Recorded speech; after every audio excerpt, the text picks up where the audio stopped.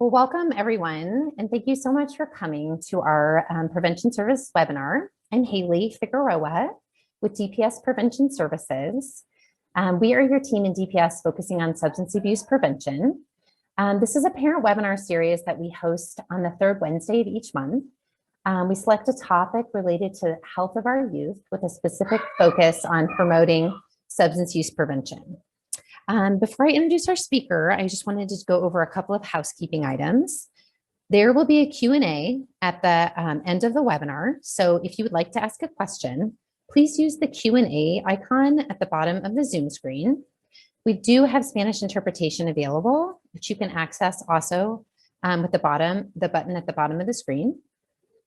We will be recording this session, and you can find this recording along with captions available on our website, dpspreventionservices.org. We should be able to have that up later this week.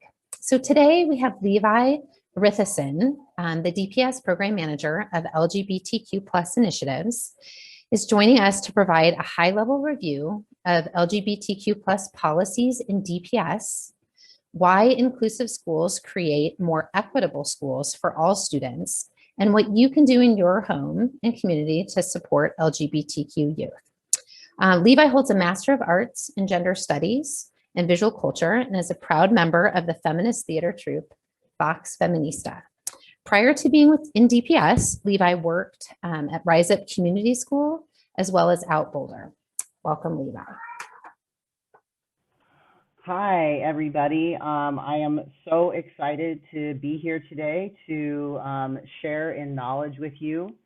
So today we're going to talk a little bit about what counts as normal and how LGBTQ supports benefit and support all students. So before we jump into our talk today, I just want to take a moment to acknowledge that we are in the land of the Arapaho, Cheyenne, Ute, and Sioux tribes. I also want to recognize that we are on land that is colonized, and the wealth of colonization was created by enslaved African people, and that these systems of colonization still exist. In order to truly liberate all people, we must continue in the acts of decolonizing our minds, our bodies, and our spirits. So I just want to recognize that for a moment.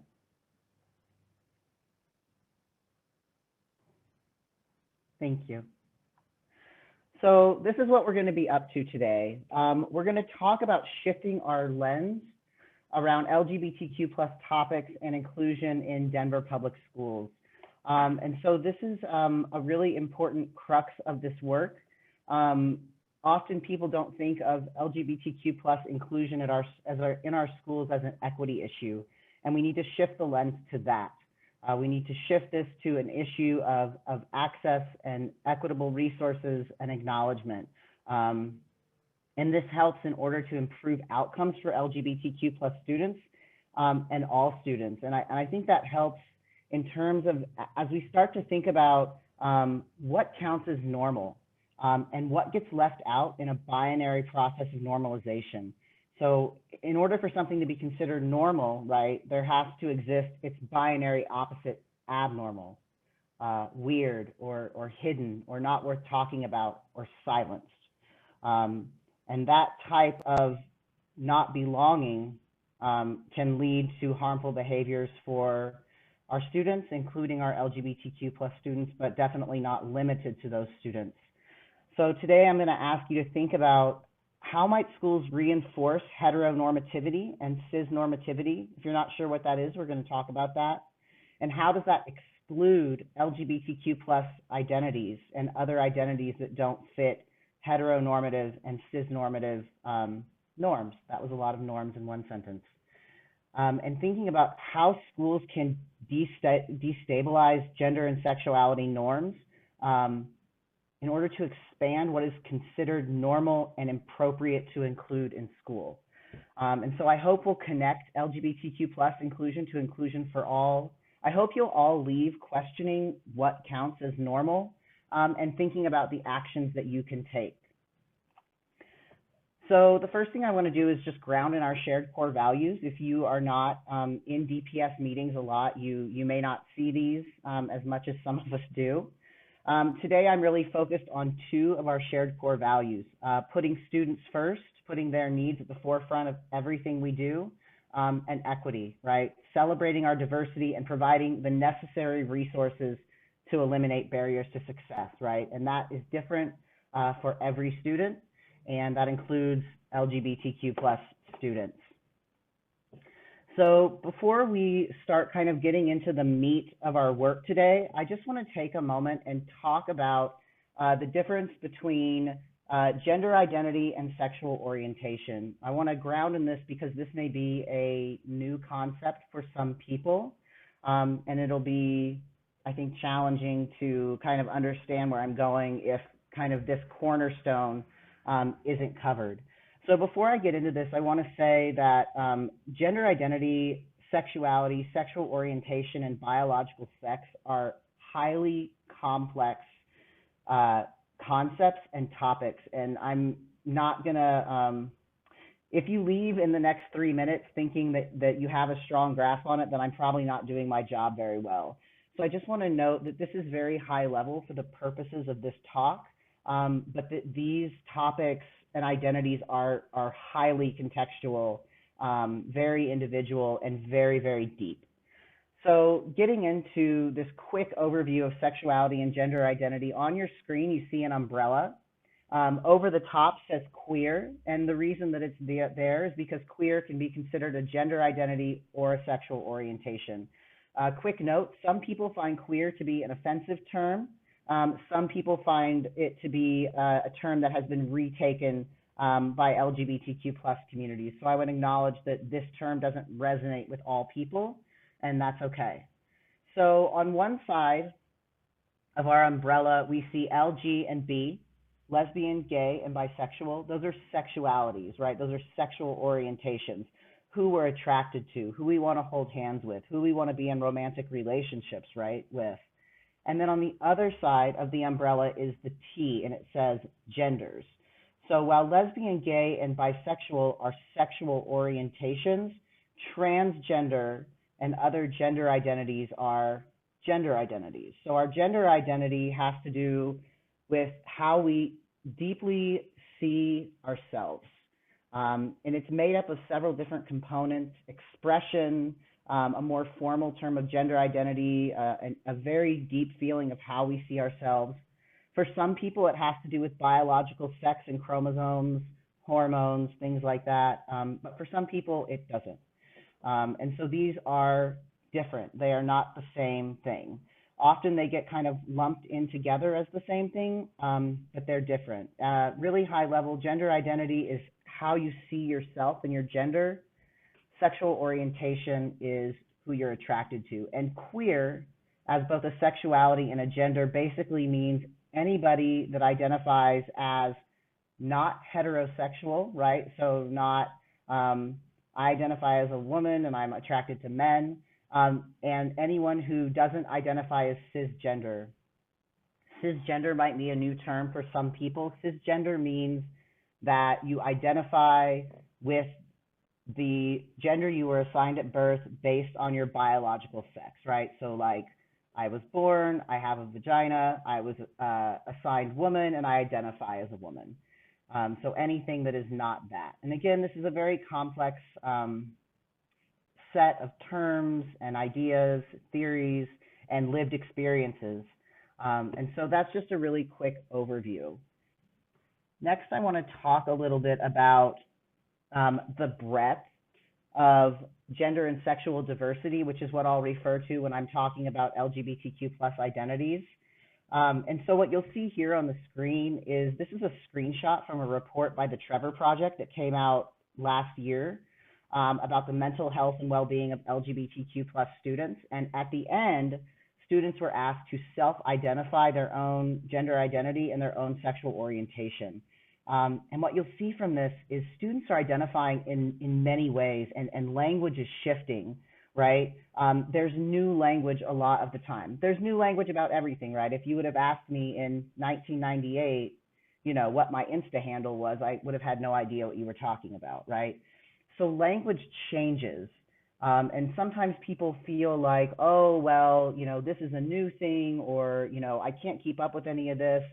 But I put this here to note that although the language is growing, gender and sexual diversity has always been here. LGBTQ plus people have always existed, always. They haven't always been called, we haven't always been called LGBTQ, but sexual and gender diversity exists all across our globe and all across time and all across space. So this isn't new. It may be being talked about in ways that are new, but it's not new. And so I just want to ground in that work.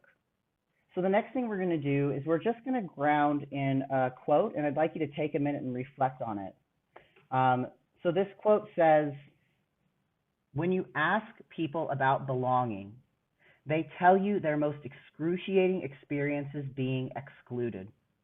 And when you ask people about connection, the stories they told me were about disconnection." That's Brené Brown. So I'm just going to pause for a minute, and I'm going to ask you out there to reflect on a time when you felt like you belonged and a time when you felt excluded. I'm just going to pause so folks can reflect on that for a minute.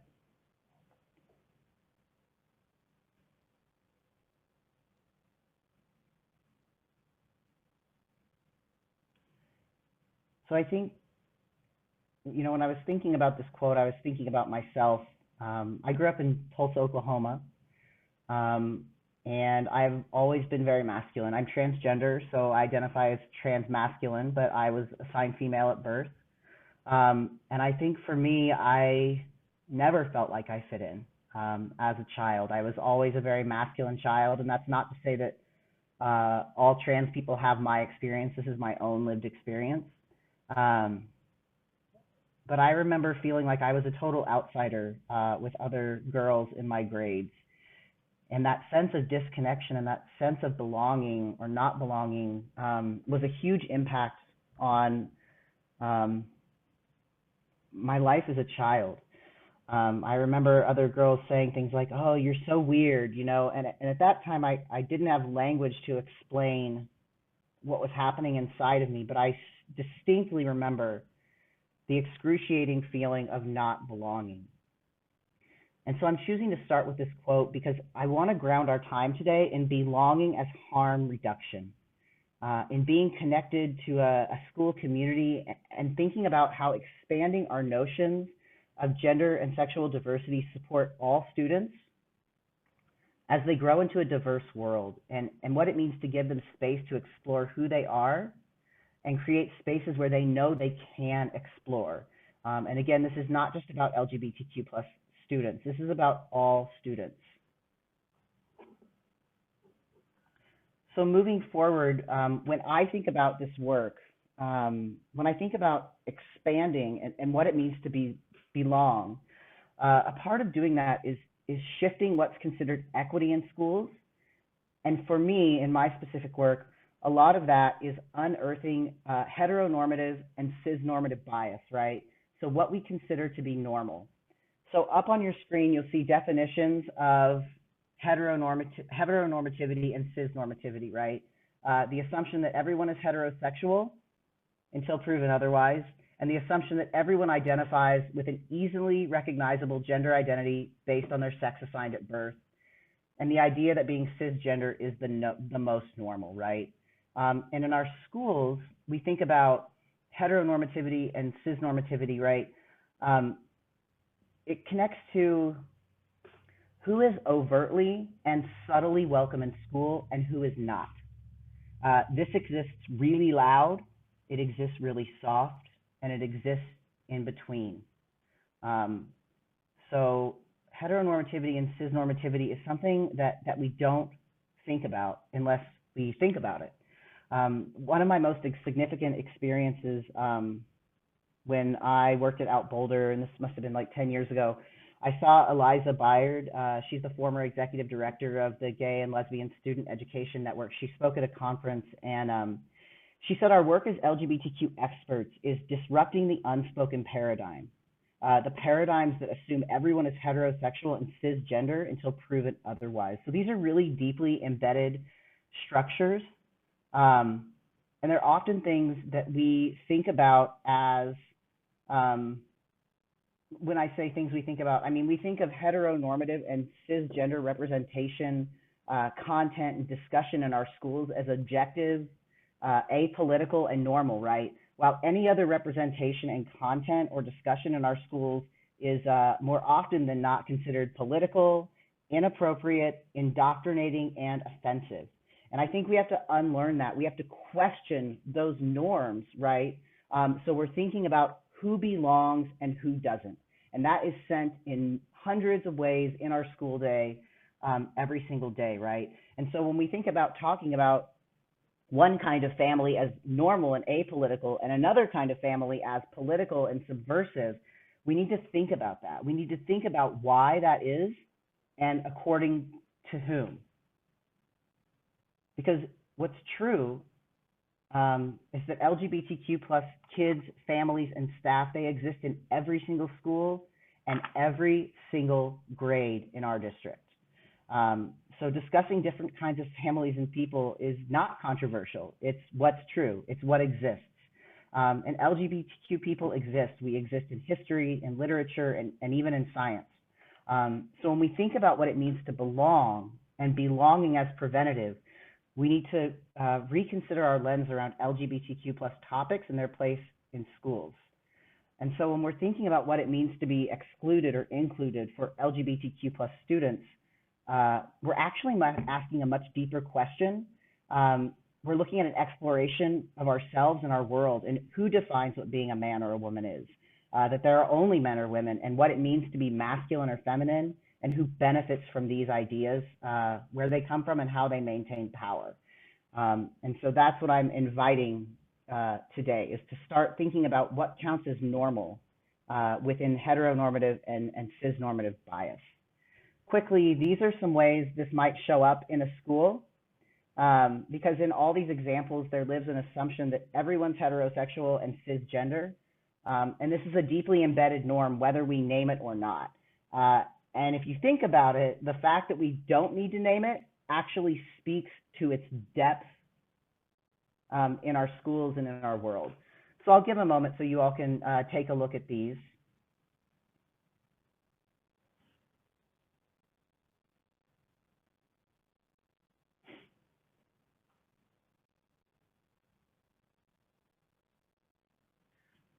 So some of these seem, very objective, right? We don't think about them until we have to. Like for me as a trans person, I'm always thinking about these things. But these kinds of things can give a sense of not belonging. When you feel like you don't belong somewhere, right, it increases your sense of dangerous behaviors or harmful behaviors. So thinking about LGBTQ plus policies and procedures in Denver public schools. So thinking about all of these are aligned and designed to put students first and focus on equity, which are the two shared core values I want to talk about today. Policies always look good on paper, but we need to think about how we're applying these. So this is very, very high level. You can find more in-depth information in our LGBTQ plus toolkit, which is on our Safe and Welcoming Schools page. But very high level, LGBTQ plus students are specifically mentioned in DPS policy around bullying, Title IX, and our anti-discrimination policy AC. And there's some kind of typo in there, that's great. And LGBTQ plus students are protected by Colorado's public access protections.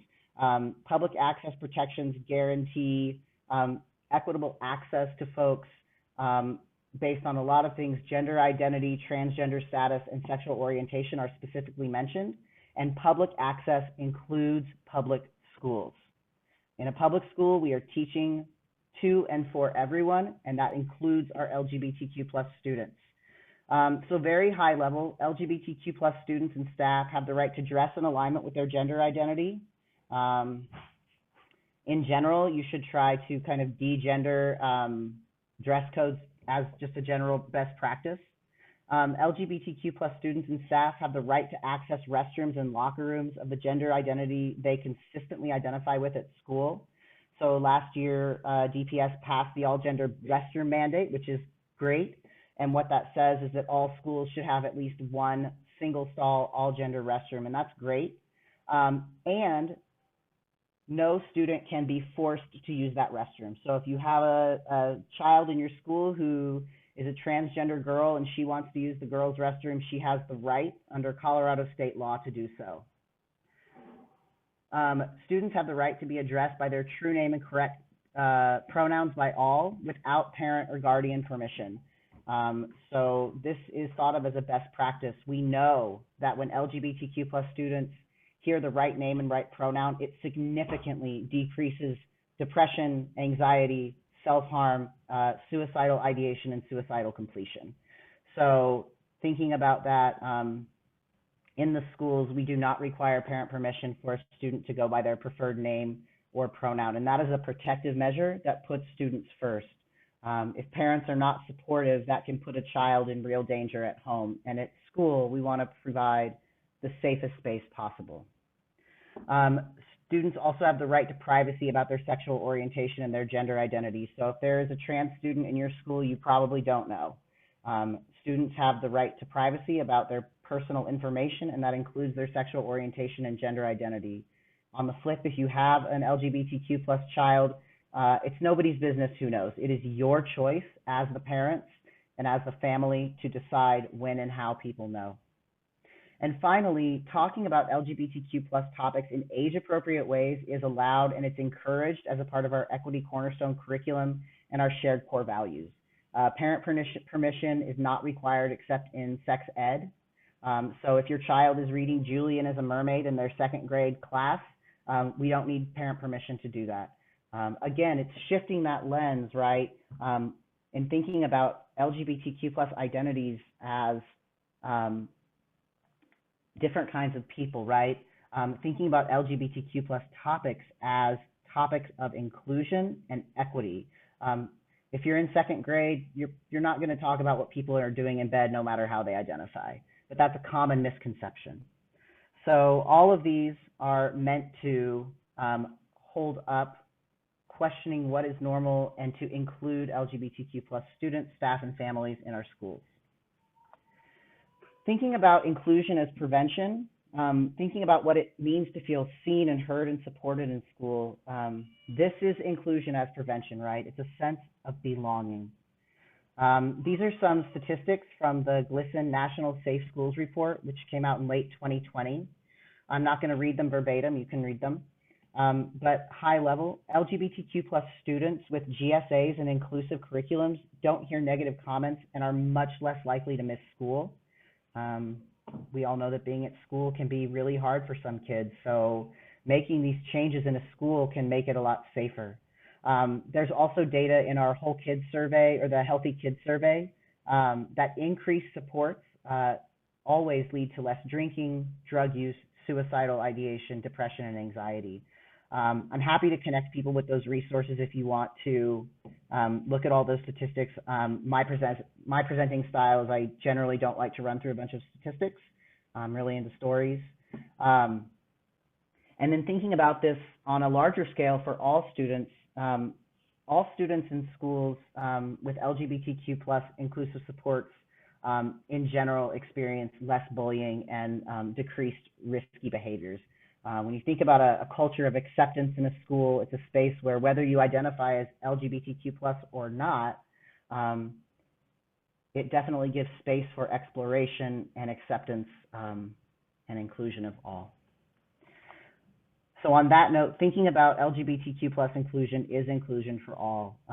Everyone is influenced by gender norms and stereotypes. And I want to say that that's not to say that binary gender, man, woman, male, female, or masculinity or femininity are bad and shouldn't be okay for anyone. But what I am saying is that they are not okay for everyone, and that should be okay too. And that doesn't matter if your student is LGBTQ plus or not, right? If a boy has a unicorn water bottle, he should be able to have that water bottle. That's a real scenario I dealt with last week. So teaching about gender and sexual diversity in schools is not about sex or sexual practice, and it's also not about changing anyone's personal beliefs. But what it is about is allowing all children to be themselves, making space for all children to be themselves and to show up fully, to be seen and to feel like they belong in school and in community. And what LGBTQ plus inclusion is about is undoing or unlearning some of the patterns, messages, stories around what make a man, a woman, a boy, or a girl, or the fact that there are only boys and girls, and some of the harmful tropes kind of connected to masculinity and femininity. So it's having a critical eye on norms, questioning them, examining them, and even if that norm doesn't change for you, considering changing your relationship to it. Here are some tips on how to create LGBTQ plus inclusive spaces at home and community. So you can support LGBTQ plus inclusive efforts in your school. Even if you are not an LGBTQ plus identified person, or you don't have an LGBTQ plus identified student, you can still advocate for this, right? You can say, having equitable and inclusive spaces in this school is important to me. I want to know what you're doing to address these things. You can ask directly for it. You can trouble what's considered normal with your own children, right? So, you know, thinking about how are you troubling gender norms in your own homes. You can speak up for board and district initiatives creating LGBTQ plus inclusion. So if you see something come up on the DPS Facebook or the DPS website, you can share it. You can say, I think this is a good idea, a strong idea, an important idea. Because, you know, parents do have a certain kind of power, and you can use that to support these efforts. You can read gender diverse books with children. So our DPS Sora page has awesome titles. They have a curated tab of LGBTQ plus titles, and they're sorted by grade level. So you can check that out. You can be a visible ally for your kids. And you can also be a visible ally for your kid's friend, because they might need that too. Some people don't just not get it, but are actively unsupportive of LGBTQ plus identities. And you never know when your kid's friend is looking for that safe place. Another thing that I think is really important is disrupting the narrative of the LGBTQ plus student as a victim. LGBTQ plus students do have unique struggles, but LGBTQ plus students also thrive. They're also talented. They're also unique. They're also artistic. They're also smart. And so an LGBTQ plus child doesn't need to be in crisis to be supported. We can support them wherever they are in their journey. And finally, it's okay to say, I don't know. Let's look that up. Let's look for some resources about that. I was talking to an equity team this morning that we were talking about this, and they were, you know, I was saying, you know, there's something in our culture where we feel like we have to have all the answers. It's okay to not have all the answers. I don't have all the answers.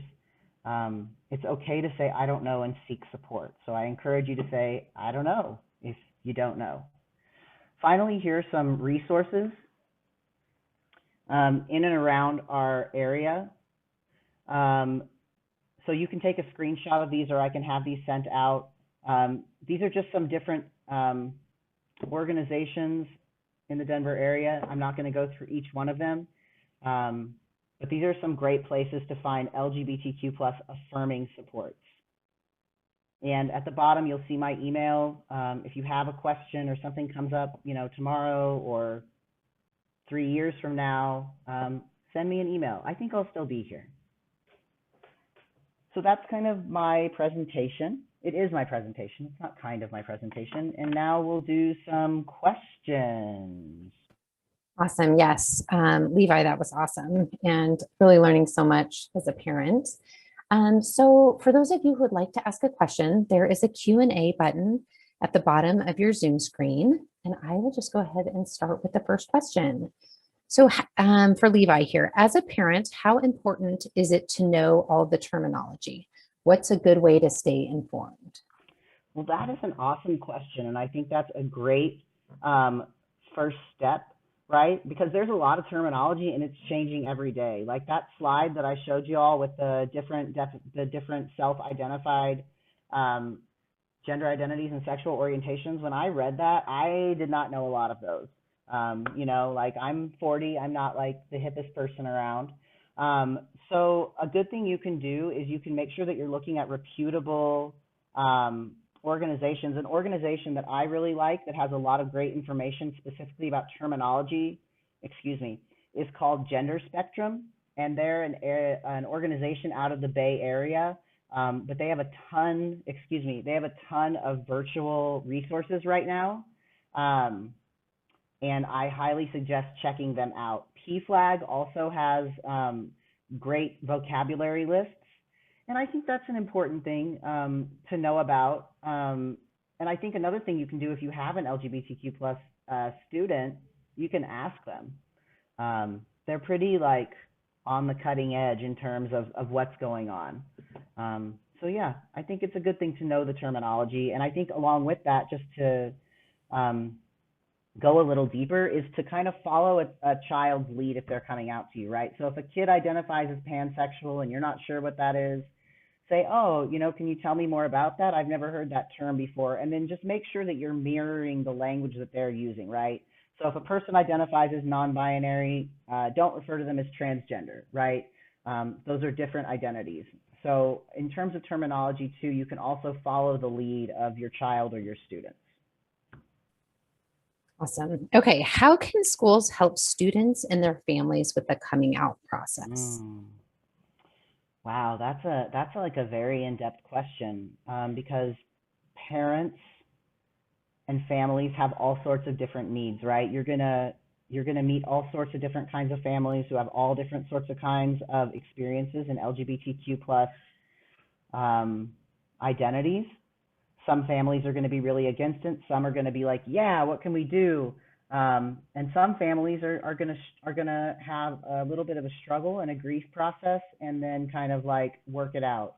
I find that most families kind of fall in that middle zone, and that's not a bad thing. It's not a negative thing to have a process when your child is maybe different than you thought they were going to be. So I think making space for parents to have that process, but also being very firm and clear about our DPS policies and procedures, and that we are not shifting them.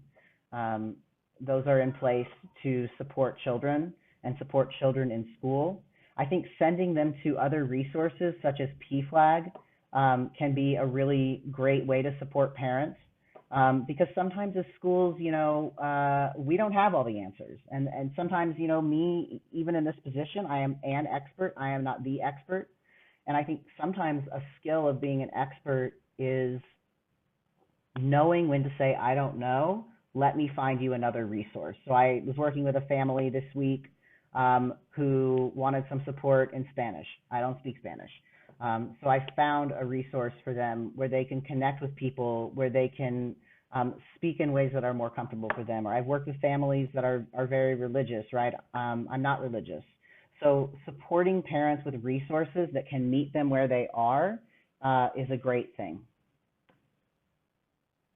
Awesome. We have a couple of questions that kind of go together here. What should I do if my child's school does not have LGBTQ plus supports in place? And do all schools have GSAs? How can we get those in place? And it can feel overwhelming on where to start. Sure. So not all schools have GSAs, and that is great. I'm just going to address this part first because it's a little bit shorter. Part of my work going into the next school year is going to be to increase the number of GSAs in schools. Most high schools have them, some middle schools, and a few elementary schools. If you're interested in starting a GSA in your school, you want to make sure you're connecting with an adult in the building to kind of see where student interest is. And at the elementary level, you can also think about GSA also as kind of like an identities club. Most children have a sense of their gender identity and their sexual orientation by the age of 4. That's a report that came out from the American Association of Pediatrics. But they may not quite have the language yet. And so thinking about how you want to support the school to increase that language and then get the GSA started, because GSAs should really be student driven. And And so kind of finding out like what the pH of the school is and what they need. So some GSAs are really activist oriented, and then some GSAs watch anime. But that is something we're working on as a district. The next question about if your child's school doesn't have any LGBTQ plus supports in place, I would contact administration and I would say, hey, I think this is important. I know the district has this role and I know that this is a priority of the district. How can I support our school to make sure we have these in place? And they can contact me and I will work with them from there. A lot of times, frankly, if administration is not on board, it can be a little bit more challenging, especially in DPS with principal autonomy. But I am happy to work with you to get those in place because they exist in DPS and they need to be implemented within DPS. So as a parent, I would be a squeaky wheel and I would keep asking. And if that feels overwhelming for you, contact me and I will be happy to support you with that. Awesome.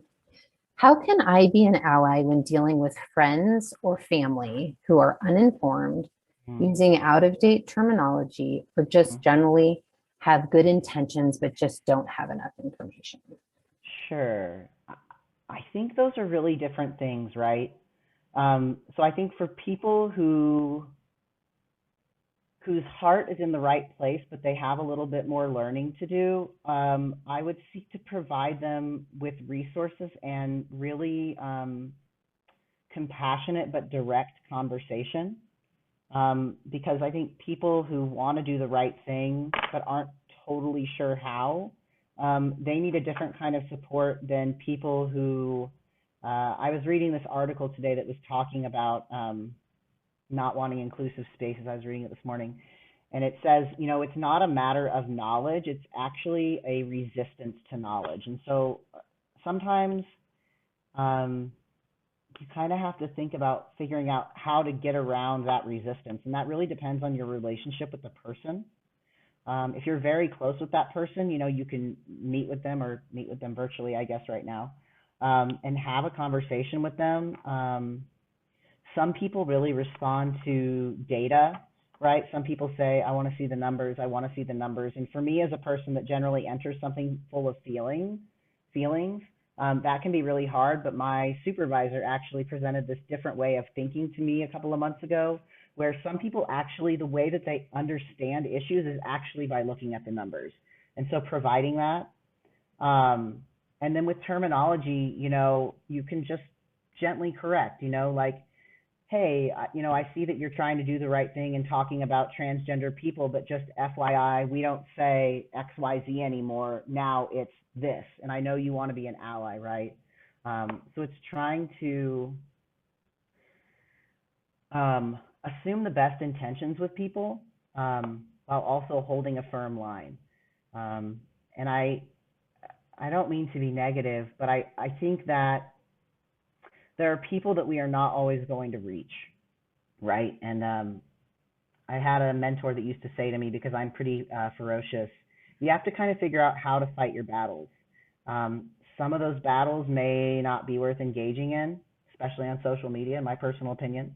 If it's a family member and you don't think they're going to budge in whatever's happening for them, I've worked with a couple of families before, if they have an LGBTQ plus child, where they'll have like some kind of ritual or opening and closing kind of process with their parent.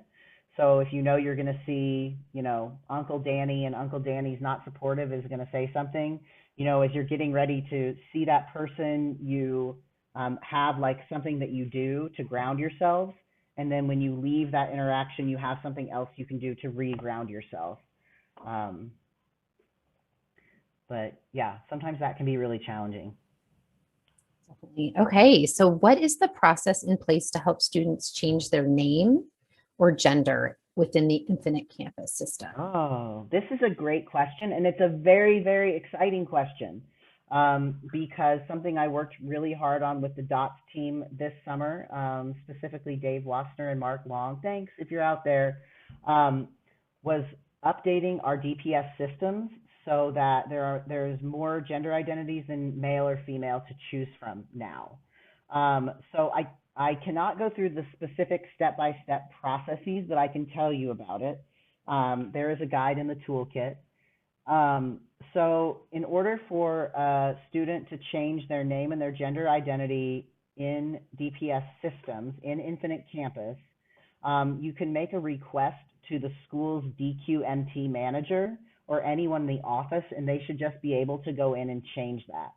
A couple different things about that. We do not require any legal documentation for a student to change their name or their gender identity.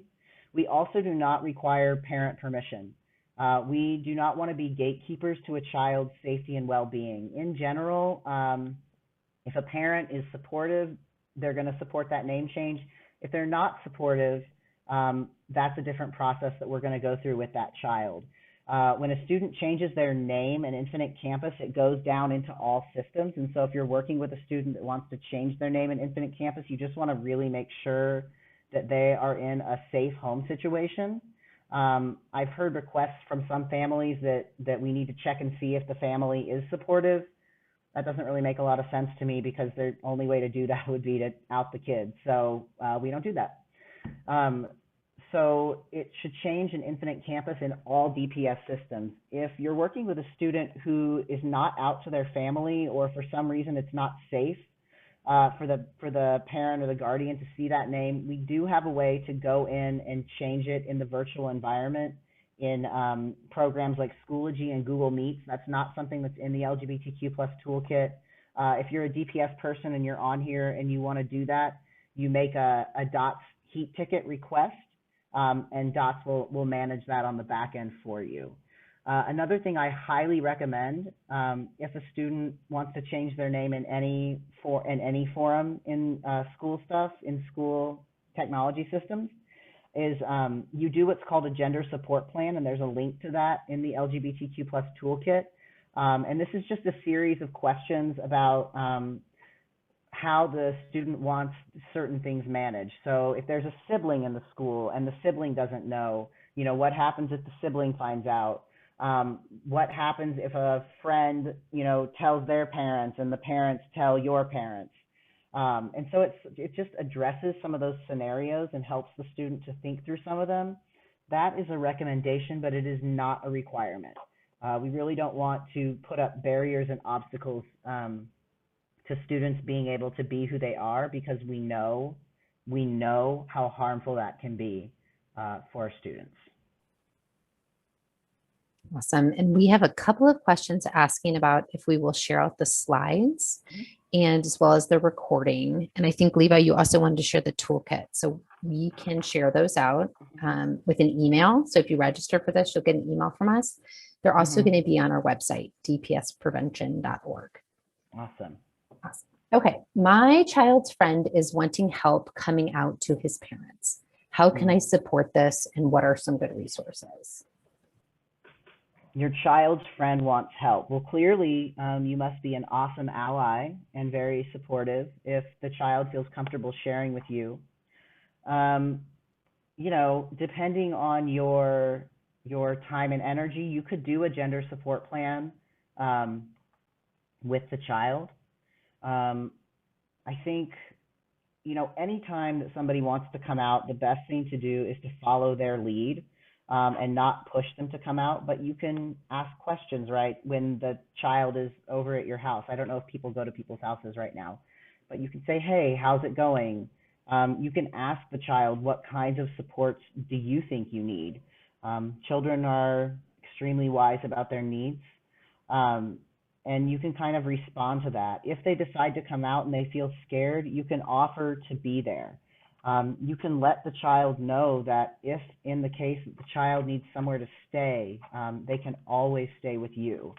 Make clear that they have a safe place to land. And if the child identifies as non-binary, gender expansive, transgender, you can ask the child, what do you want me to call you when you're at my house?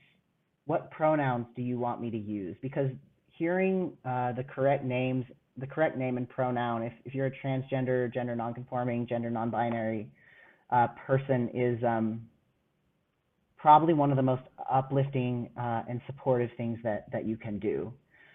You can also do things like, you know, get into LGBTQ plus shows. There's a great show on FX called Pose. I don't know how old this kid is. That might be a little bit old for them, but it's about the drag and ballroom scene in New York in the 80s, and it's an awesome show. So you can watch that, or you can watch RuPaul's Drag Race, which is a controversial show within the LGBTQ plus community. I personally love it. Other people have opinions, that's fine. But you can talk to them about stuff, you know, you can talk to them about LGBTQ things that are happening. We have a great poet in our midst, Andrea Gibson, who is a LGBTQ plus poet that lives here in the Denver metro area. You can listen to some poems and say, hey, do you know about this? But just having some conversation points is great, and just being an adult that they can talk to and trust is a really important thing, and letting them know that what they say is private between you and the child, of course, you know, unless there is some, you know, emergency where the parent needs to know. But if there's an emergency, the parent might not need to know that the child is LGBTQ, just that they're having some kind of emergency. Does that help? It's so, I can't see anybody, so it's kind of, I can't see people's faces. I think it's really helpful. Yes, absolutely. Okay. Denise is asking what the plus is for in LGBTQ. Yeah. So LGBTQ plus, the plus is meant to identify other identities that are not identified as lesbian, gay, bisexual, transgender, and queer. So like the umbrella you saw at the beginning of this presentation, the LGBTQ plus community is meant to envelop other identities that do not identify as heterosexual or cisgender. And so the plus can stand for a lot of things. It can stand for Two-Spirit, which is an Indigenous and Native American gender identity that should really only be used by Native and Indigenous folks. It can stand for pansexual, it can stand for asexual, agender. So it kind of holds the space for all of these identities as they kind of come into, I don't want to call it fruition because in ways they already exist, but as they come into language. And I've actually seen other, is it an acronym? Letters in a collection that start with 2S LGBTQIA+, so it puts Two-Spirit first, and it kind of shifts and changes all the time. I've actually thought about changing the acronym of my title to better suit kind of the language that's happening right now, as opposed to when this job was created, which I believe is about 2 years ago. Awesome. And then the second part of that question is, can we please have the link on all of the different terminology and meanings? So was that the Trevor project? The Trevor project is that's a slide of a larger report. The report is housed in the LGBTQ plus toolkit. And in the LGBTQ plus toolkit, there's also a list of common questions about vocabulary. And I believe there are 3 links under that section that link to more in-depth vocabulary. But again, vocabulary is always shifting, right? It's changing and it's growing. Just like all the rest of our vocabulary. I saw this thing, wait, no, we're not talking about the pandemic right now. I won't talk about that. Language of the pandemic. Awesome. Well, you have 11 more questions, so you're doing great. Okay. What ways can DPS adults support our own programming? So maybe like our own professional knowledge development. Yeah, that's an awesome question. So one thing you can do that is a small but powerful act is to add your pronouns to your signature template. If you are a DPS employee and you go into where the signature templates are, I think the top one is a template for adding your pronouns. You can make pronoun sharing a part of your meetings. So when you do a warm welcome or rose and a thorn or however it is you check in for meetings, you can just make sure and include share your pronouns. Some people won't, some people will. But the people who are going to feel more included by that act are going to notice it. Another thing you can do is you can check if you're a team that uses forms, are your forms gendered? You can look at the visual and print material that you use. Is it gender diverse? Does it show different kinds of families? You can do an LGBTQ plus 101 PD, which I give through my team, which is the Culture, Equity, and Leadership Team. CELT. I don't know if anyone from the CELT team is on here. So I do an LGBTQ plus Skills 101. I believe one is being offered in March, but I'm also open to doing one specific to teams, and sometimes I will tailor them to be more specific to schools. And I think another really great thing you can do is you can interrogate gender norms. And this is helpful for everyone, right? So what happens if you identify as a man and you wear nail polish to work one day? What happens if you identify as a woman and you wear a tie, right? So just kind of looking at how do gender norms show up in your life and how can you trouble them? Another thing you can do is when you're looking at any projects that you're working on, you can look at them through a gender identity lens, right? So does this project reinforce gender norms or does it disrupt gender norms? What is the language like? So really digging into your own area and asking those questions. Or when you are working on some kind of project, you can say, how does this address our LGBTQ plus students? How does this address our LGBTQ plus staff, right? And asking those questions in your team will get people thinking about those questions, right? So there are a lot of times where people aren't even really thinking about it. And that thinking about it and mentioning it and putting it in that lens of equity can help. Awesome. And we have a couple of questions here. As an LGBTQ student myself, should I be advocating for positive changes in schools regarding LGBTQ plus matters that may or may not have the support they need? And the second student question is, how can students be a part of this process? That is an awesome question. Yes, you should be advocating for LGBTQ plus change in your school if that feels safe and comfortable to you, right? So like for me, as a trans person, as a queer person, you know, this is my job and this is what I do, and it can feel really hard and really scary. You know, I have an amazing team that stands behind me, and it can still feel really hard and really scary. So as much as you feel comfortable advocating for changes, do it. If you don't feel comfortable and you need support, you can always email me. I am extremely accessible to students. For me, you know, and I think a lot of people in DPS, but for me, if my work isn't responsive to students, then it's really not doing the work. So if you need support from me, you can ask for support from me. You can ask for support from staff. And depending on your situation with your parents or guardians, if they're fierce advocates and allies, get support from them, because that can be really, really useful. But, you know, yeah, I would say yes, and do what feels comfortable and safe to you. Sometimes, you know, it can feel really harmful to be the queer person doing the queer work. It's exhausting, right?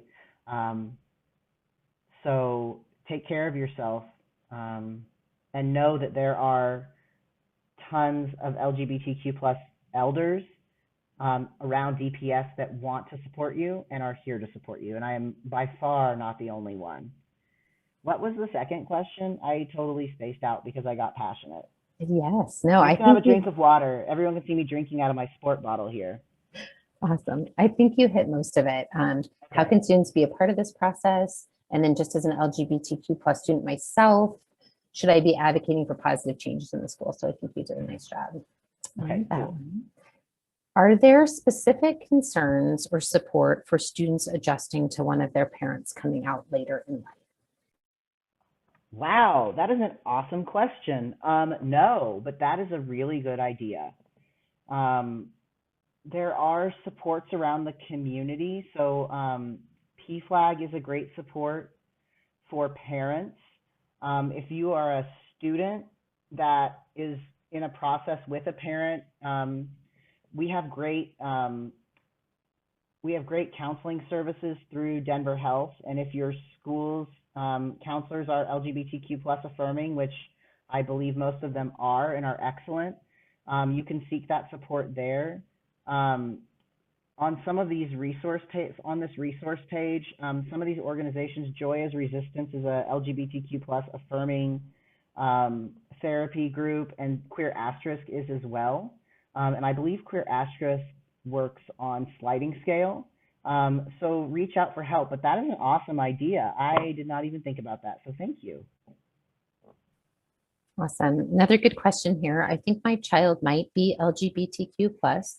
Should I wait for them to tell me, or do you have ideas on how to approach this? Wait for them to tell you. You know, something you can do as a parent is you can provide a child with a lot of different options, right? You can make sure that you talk about in your household about how you accept all people. And that way, if your child is LGBTQ plus, when they come out, they'll know that they can come out to you. But I wouldn't ask, and I wouldn't push it. And sometimes, you know, and you're the parent, so you have a sense of your child far better than I do. You know, sometimes, you know, you have a child who is a boy who likes to wear dresses, but the child is not transgender. That doesn't necessarily make a child transgender. So just letting them lead is generally the best thing. But thanks for being so supportive. Awesome. And you alluded to this a little bit earlier, but here is another question about, I have a handful of students who want to tell their parents they identify as a part of the LGBTQ plus community, but the student feels unsure how their parent will react, even know their parent would be, and don't know if their parent would be supportive. How can I support these students engaging this conversation with their parents? That's a great question. So what I would do as a trusted person in the school is I would, again, check in with the kid about how are they feeling, where are they at. And something I do in my PDs that I think is really effective is to go through some scenarios with the kid.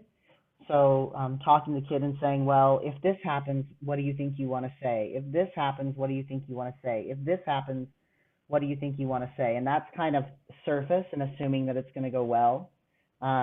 And another thing you might want to do with the child is have a safety plan with the child. So if it goes badly, who is your go-to person? Who is your go-to friend? Where can you go? Older students, I don't know how old these students are, but older students can access LGBTQ affirming shelters like Urban Peak, but obviously younger kids can't access those. So work with the child to have a safety plan in the worst case scenario and help them just kind of practice in the best case scenario. Awesome. And then a question here about what is a gender support plan? A gender support plan is it's a document. It's linked in the LGBTQ plus toolkit, and Gender Spectrum, the organization out of the Bay Area, created it. So the version linked in the toolkit is like a version that's intended to be printed. But I was actually looking at this yesterday. I was looking at their website, and they have a digital version now. So you can do it on the computer. This is me typing. So a gender support plan is a confidential document that the student creates with school support people, and if the parents are on board, the parents. And so, you know, it asks, what name do you want to go by? What pronouns do you want to use?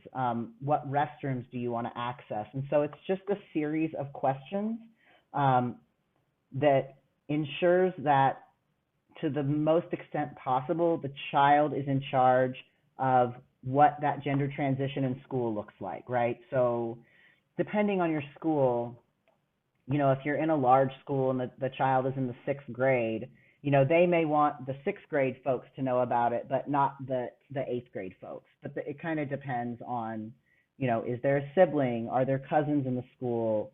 And so it just breaks down kind of scenarios that can happen in school and gives some space for the child to say, I want this to happen if this, I want this to happen if this, I want this to happen if this. It's a little bit of a lengthy document. Sounds like a great resource, and we will make sure to get Cool. that out to everyone. So we have Awesome. 4 more questions, and it looks like Okay. thank you to Team DPS for showing up, because it looks like some DPS folks are asking. So Oh, great. I know we have some great policies in place at DPS that are affirmative of gender nonconforming individuals, but Mhm. what do we do when other faculty are not following these policies or being supportive of them? Sure. So first of all, I am not afraid to have uncomfortable conversations with people. That is a part of my job, is to support staff. Another thing that you can do, because not, let me preface this by saying, not being called the right name or the right pronouns is considered discriminatory, and it is considered harassment. So as an employee, you can file a DPR, which is a discrimination grievance, with our legal team, and they will follow up about it. You know, if you don't feel that you want to elevate something to that level, a great thing to do is to bring in allies in the school to approach those who are in charge and say, hey, you know, I noticed this is happening. I want to encourage us to continue to do LGBTQ PDs. You know, LGBTQ plus work, just like all equity work, is not a one and done. You know, it's not like you do a PD and then you're experts and then you keep going, right? It's ongoing work, and it takes ongoing questioning. And so I think using allyship within your school is another thing that you can do to get things done. But if the situation feels, you know, untenable, there are certainly legal avenues within the district that you can take as a teacher. Awesome. Okay, the DPS website has information about changing names and pronouns on Infinite Campus. It's a bit confusing. What is the best way to inform teachers in schools? And then the second part of that, how does it work practically? Do teachers see changes in Infinite Campus? How does it really work, this process? Yeah, so it is a little bit confusing. So it's an interesting process, right? Because it's a student-driven process. And this is part of why I encourage the gender support plan, is you want to talk to the student about how they want other people in the building to find out, right? Because if you change it in Infinite Campus, I think it takes about 48 hours for it to change over. And yes, teachers see it. Anyone that looks up the child's information on Infinite Campus can see it. And so you want to make sure that you're just checking in with the student about, like, hey, you know, when you make this change, you know, all these people are going to see it. Have you thought about how you want to handle that? And kind of talk through it with the child and just see what they have to say. They may say something like, oh, you know, send out an email to my teachers, right? And then other people can find out. They may say, I'm going to tell all my teachers. They may say, my family and I are going to send out an email to our entire school community. But the best thing to do is to let the child lead. And if the parents are on board, which in general, if this change is being made in Infinite Campus, the parents are on board, let the parents and the family lead. But again, that's one of the keys of the gender support plan. But practically, yes, everyone can see it when it updates. And sometimes, you know, like when you update a system, you know, this part over here updates, but this takes a day. So it kind of takes a minute to trickle down. But yes, everyone can see it. Does that make sense? Does that answer the question? I think so. Okay. So our last question is a good wrap up. What do you see as the most important learning or first steps for creating more equitable and accessible schools for staff and teachers? Any tangible or actionable first steps to delve into or resources? Yes. Okay. Well, first of all, I think the most important learning for teachers is to do an LGBTQ plus PD. And I'm not saying that because I want to go to 200 schools, even though I do. I'm saying it because, you know, we have to kind of break that seal of what people don't know or what people are actively resisting to know. So that is the first thing that I would say, kind of at the schools level, is to have that PD in there, have an LGBTQ plus PD. There's a great organization that's housed in the CU School of Ed called A Queer Endeavor, which I don't have up on the resources, but they do really specific trainings for teachers in schools, and so bringing them in to do PD could be a great thing. So I think that's an important thing because, you know, for me, it's awesome if we have single stall bathrooms. It's awesome if people wear rainbow pins. But if we don't understand the why, those things to me are aesthetic and they don't make a huge difference, right? We want to make safe and welcoming schools for everyone, including teachers. We need to make sure that administration understands that LGBTQ plus equity is a part of our equity in Denver Public Schools. And something that's interesting for me, working in the central office is, you know, because of principal autonomy, central office folks can advise and can connect with schools, but ultimately it's up to people in charge of the schools to decide the priorities of their schools, at least in terms of LGBTQ plus work as it exists right now. So I think really making sure that administration on board is really important. And then, you know, once people are understanding the why, making sure that you do have things like all gender restrooms, making sure that your paperwork is, you know, is gender friendly and accessible for all people, and really shifting that lens around LGBTQ plus work as somehow different than other forms of equity, and seeing it as an issue of inclusion and access, and, you know, I don't want to say comfort, but people feeling secure and, again, a sense of belonging in their jobs, right? Like people leave their jobs for a variety of reasons, you know, but sometimes people leave because they don't feel like they belong. And we want to make sure that people feel like they belong. And so I know that's not super tangible, but I would advocate for action. And if you're a person on this call who's in an administrative position of power, make LGBTQ plus equity a priority. Name it, say it, and don't be, you know, I think sometimes people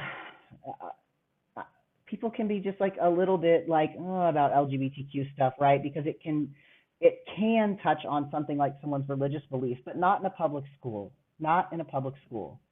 This is about education for everyone.